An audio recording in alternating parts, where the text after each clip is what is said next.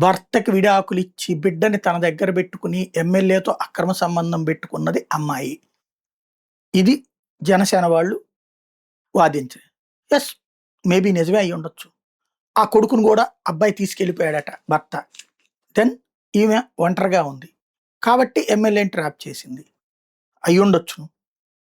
అదే నిజమైనప్పుడు ఎమ్మెల్యే ట్రాప్‌లో పడకూడదు గదా! ఎమ్మెల్యే ఏమి శుద్ధపూస కాదు గదా! ఎమ్మెల్యే గూడా తప్పు చేశాడు గదా!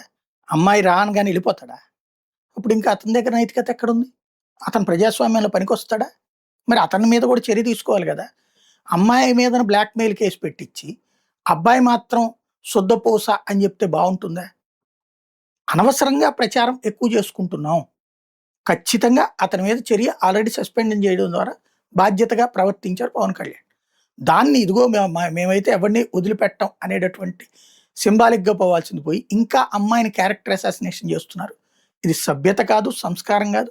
ఖచ్చితంగా అది ఇద్దరి దగ్గర తప్పుంది.